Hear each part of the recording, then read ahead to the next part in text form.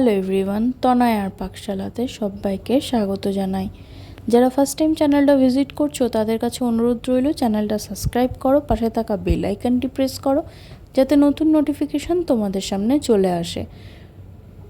Chicken কিন্তু আমরা খেতে ভীষণ পছন্দ করি, তাই একটু অন্যরকম রেসিপি নিয়ে হাজির হলাম, মশলা চিকেন কারি। এর জন্য দেখো নিয়েছি এখানে আমরা দুটো মিডিয়াম সাইজের পেঁয়াজ। এখানে মাংসের কোয়ান্টিটি অনুসারে কিন্তু নিতে হবে। আর নিয়েছি কিছু মশলা, জিরে, ধনে, এলাচ, সামান্য মেথি, ব্যাস। আর এখানে দেখো চিকেনটা ধুয়ে রাখা রয়েছে, যার মধ্যে পরিমাণ মতন দিয়ে দেওয়া হয়েছিল নুনটা সম্পূর্ণ তোমরা তোমাদের মতন অ্যাডজাস্ট করে দিও। মিক্সার জারে ফাটিয়ে নেওয়া হয়েছিল 2 চামচ মতন টক দই, যেটাকে এর মধ্যে দিয়ে দেওয়া হলো। দিয়ে কিন্তু খুব ভালো করে মাখিয়ে ম্যারিনেট করে রাখতে হবে 1 থেকে 1.5 ঘন্টার জন্য। তোমাদের কাছে যদি হাতে সময় খুব কম থাকে তাহলে অবশ্যই 10 মিনিট মতন রাখলেই যথেষ্ট। মশলাটাকে এবার একটু টেলে নেওয়ার পালা। এখানে দেখো দারচিনি, এলাচ আর নিয়েছিল শুকনো লঙ্কা, যেটাকে প্রথমে একটু ভালো করে ড্রাই রোস্ট করে নিয়ে এর মধ্যে এবার গোলমরিচ, জিরে, ধনে, মেথি সমস্তটা দিয়ে দেওয়া হলো এবং দেওয়া হলো সাথে সামান্য একটু নুন দিয়ে কিন্তু এটাকে খুব ভালো করে এইভাবে টেলে নিতে হবে। যখন মশলা থেকে খুব সুন্দর একটা গন্ধ ছাড়বে তখন কিন্তু এই মশলাটাকে আমরা নামিয়ে ঠান্ডা করে একটু গুঁড়ো করে রেখে দেবো। এই মশলাটার জন্যই এর নাম মশলা চিকেন। মেথিটা দিয়ে দেখো ভীষণ ভালো লাগে খেতে। নিয়েছিল টমেটো আর কাঁচা লঙ্কা, যেটাকে এইভাবে পেস্ট করে রাখা রইল। এবার কড়াইতে পেঁয়াজ ভাজতে দিয়ে সেই বেটে রাখা কাঁচা লঙ্কা আর টমেটোটাও দিয়ে দেওয়া হলো।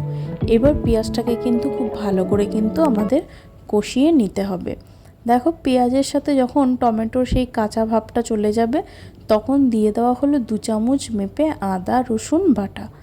এটা কিন্তু মশলা কোয়ান্টিটিটা হবে সম্পূর্ণ চিকেন কতটা তোমরা নিয়েছো তার ওপরে দাঁড়িয়ে। এবার মিডিয়াম টু লোতে রেখে কিন্তু খুব ভালো করে আমাদের মশলাটাকে ভেজে নিতে হবে, যাতে এই মশলা থেকে আদা রসুনের চলে যায়।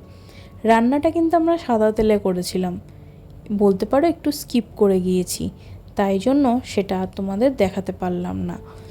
এটা কিন্তু আমরা সাদা তেলে করেছি, তোমরা চাইলে কিন্তু সাদা তেলেই করতে পারো। দেখো মশলা খুব সুন্দর করে ভাজা হয়ে গিয়েছিল। এবার চিকেনটা দিয়ে দেওয়ার পালা। এবার ম্যারিনেটেড যে চিকেনটা ছিল সেই সম্পূর্ণ চিকেনটা কিন্তু দিয়ে দিলাম। গ্যাসের ফ্লেমটাকে একদম লোতে করে, নইলে দই ফেটে গেলে এটা ছানা কেটে যাবে, যেটাতে চিকেন দিয়ে কিন্তু এটা একদম তখন ভালো লাগবে না। রুটি, লুচি, পরোটার সঙ্গে এইরকম একটা চিকেন বানিয়ে খেয়ে দেখো আর কমেন্ট সেকশানে জানাও যে তোমাদের কেমন লাগলো এই চিকেনটা। আমাদের কিন্তু ভীষণ ভালো লেগেছিল, একটু অন্যরকম এই ভাজা মশলাটা দেওয়ার জন্য। তাই তোমাদের আমি হাইলি রেকমেন্ড করব একবার এই ভাজা মশলা দিয়ে এইভাবে চিকেনটা করে দেখো। উপর থেকে দিয়ে দেওয়া হয়েছিল সেই ভাজা মশলাটা বেশ অনেকখানি পরিমাণে, তাই জন্য এখানে নতুন করে কিন্তু আর কোনো রকম জিরের গুঁড়ো, ধনের গুঁড়ো দেওয়ার কোনো প্রয়োজন নেই। শুধুমাত্র এই ভাজা মশলাটা দেওয়াতেই কিন্তু এর স্বাদ এবং গন্ধ অসাধারণ এসেছিল। এবার দেখো দিয়ে কিন্তু একটু কষিয়ে নিয়ে সুন্দর একটা রঙের জন্য দিয়ে দেওয়া হলো কাশ্মীরি লঙ্কার গুঁড়ো। এটা দেওয়ালে কিন্তু কোনো ঝাল হবে না, কিন্তু খুব সুন্দর কিন্তু একটা রং আসবে। দেখো দিয়ে কিন্তু খুব সুন্দর করে আমাদের নাড়িয়ে কিন্তু এইভাবে রাখতে হবে। মাংসটাকে যেমন আমরা নর্মাল মাংস রান্না করি সেম প্রসেসেই করব। আবারও একটু দিয়ে দেওয়া হলো ভাজা মশলা, দিয়ে কিন্তু খুব ভালো করে আমাদের নাড়িয়ে চাড়িয়ে এটাকে মিডিয়াম টু লো আঁচে রেখে কিন্তু চিকেনটাকে আমাদের কষিয়ে নিতে হবে। ব্যাস এই পর্যায়ে রেখে ঢাকা চাপা দিয়ে 10 থেকে 15 মিনিট অপেক্ষা করব। মাঝে মাঝে কিন্তু অবশ্যই ঢাকনা তুলে একবার আমরা কষিয়েও নিয়েছিলাম, সেটা আর তোমাদের দেখালাম না। সেম প্রসেসে যেমন চিকেন কষায় সেমভাবে উপর থেকে দেখো মশলা যখন খুব ভালো মতন কষে গিয়েছিল, তেল ছেড়েও দিয়েছিল, তখন কিন্তু পরিমাণ মতন মেপে দিয়েছিলাম সামান্য একটু গরম জল। এই রান্নাটাতে কিন্তু খুব বেশি ঝোল ঝোল হবে না।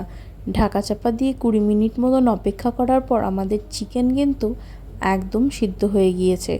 ব্যাস আমরা এতটুকু ঝোলই রাখবো। দেখো সম্পূর্ণটা একটা বাটির মধ্যে ঢেলে নেওয়া হলো। লুচি, রুটি, পরোটা এবং ভাতের সাথেও কিন্তু খুব ভালো যায়, জিরা রাইসের সাথেও অসাধারণ লাগে।